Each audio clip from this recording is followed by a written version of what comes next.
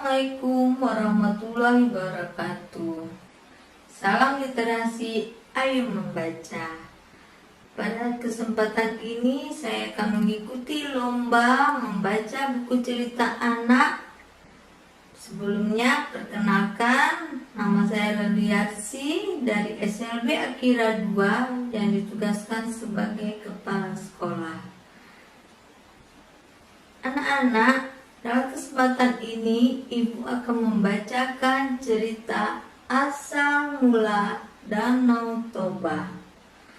Buku ini dikarang oleh Rafiq Ar-Rahman yang diterbitkan oleh Makles di Bandung. Mari kita dengarkan bersama-sama ceritanya. Asal mula Danau Toba.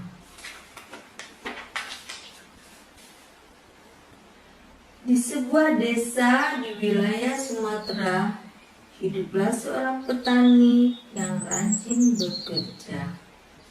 Ia bisa mencukupi kebutuhannya dari hasil kerjanya yang tidak kenal lelah. Sebenarnya usianya sudah cukup untuk menikah, tetapi ia tetap memilih hidup sendirian.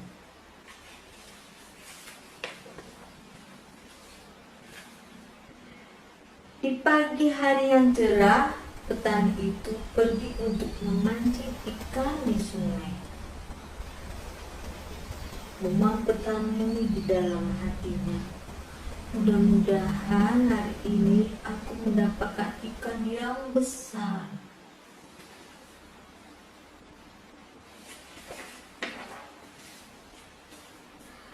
Beberapa saat setelah kailnya dilemparkan, kailnya terlihat bergoyang-goyang. Dia segera menarik kailnya. Petani itu bersorak kegirangan setelah mendapatkan seekor ikan cukup besar. Ia takjub melihat karena sisi ikannya indah. Sisi ikan itu berwarna kuning emas kemerahan. Kedua matanya bulat menonjol, memancarkan kilatan yang menakjubkan.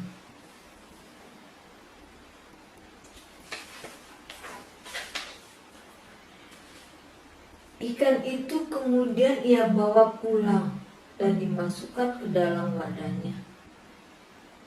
Tunggu, aku jangan dimakan. Aku bersedia menemanimu jika kau tidak jadi memakanku. Petani tersebut terkejut mendengar suara dari ikan itu. Karena keterkejutannya, ikan yang ditangkapnya terjatuh ke tanah.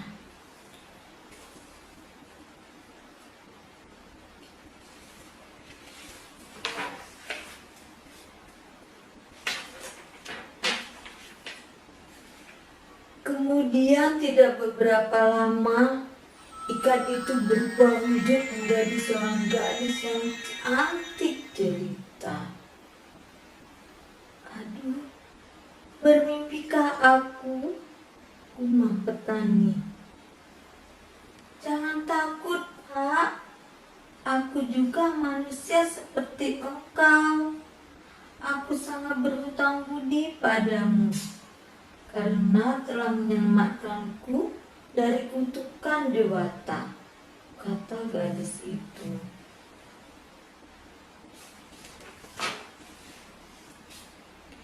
Namaku Putri. Aku tidak keberatan menjadi istrimu, kata gadis itu seolah mendesak. Penani itu pun mengangguk-angguk.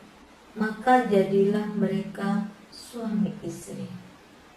Namun ada satu janji yang telah disepakati, yaitu mereka tidak boleh menceritakan bahwa asal-usul putri dari seekor ikan. Jika janji itu dilanggar, maka akan terjadilah petaka yang dahsyat.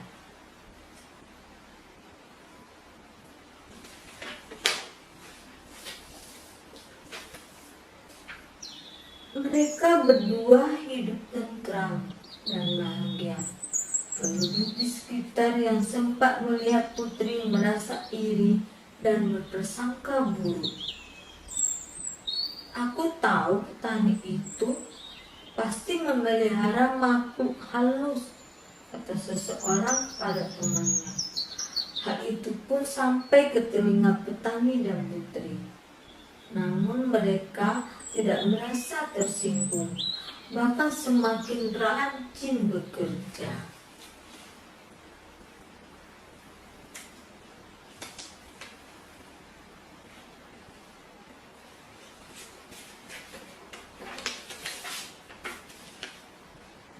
Setahun kemudian, istri petani melahirkan seorang bayi laki-laki yang diberi nama Putra.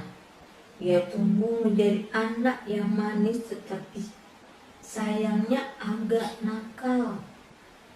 Ia mempunyai satu kebiasaan yang selalu merasa lapar. Makanan yang seharusnya dimakan bertiga dapat dimakannya sendiri. Lama-kelamaan, Putra selalu membuat jengkel ayahnya.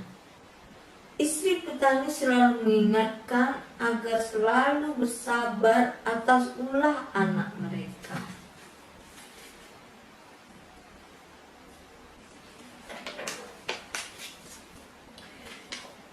Pada suatu hari, Putra disuruh ibunya mengantarkan makanan dan minuman ke sawah, di mana ayahnya sedang bekerja. Tetapi makanan itu tidak diantarkan ke ayahnya. Ia habiskan sendiri setelah jalan. Petani yang menunggu kedatangan anaknya merasa haus dan lapar.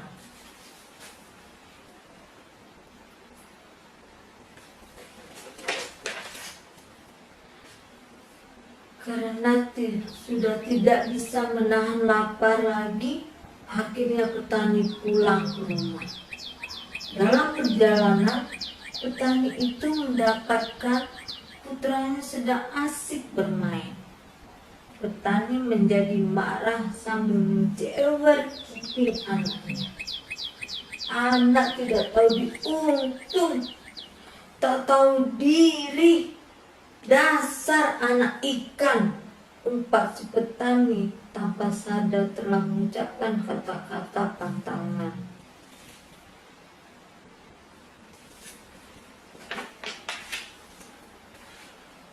Setelah petani mengucapkan kata-katanya, seketika itu juga anak dari bekas injakan kakinya tiba-tiba minum air yang sangat deras dan semakin deras. Desa petani dan desa sekitarnya berendam hingga diruntuh sebuah bangunan, dan akhirnya dikenal dengan Danau Toba. Sedangkan di pulau kecil tengah-tengah dikenal dengan nama Pulau Samosir. Nah, itulah anak-anak tadi cerita kita tentang asal mula Danau Toba. Di sini dapat kita ambil hikmahnya, di mana kita harus bisa memegang janji atau amanah apabila kita sudah siap menerima janji dari seseorang. Di sini Pak petani tadi tidak memegang amanah dari istrinya. Ia semula sebelum menikah berjanji tidak akan menceritakan asal-usul istrinya, termasuk asal-usul anaknya. Tapi karena marah dan amarahnya, sehingga dia lupa dengan janjinya, mengatakan anaknya adalah anak ikan. Apa yang terjadi? Anak dan istrinya hilang. Itulah anak-anak, marilah kita selalu pegang janji supaya tidak mendapatkan malapetaka. Itulah cerita ibu tadi dari Medan, yaitu asal-usul Danau Toba. Salam. Ayo membaca. Salam literasi. Ayo membaca. Sekian. Assalamualaikum warahmatullahi wabarakatuh.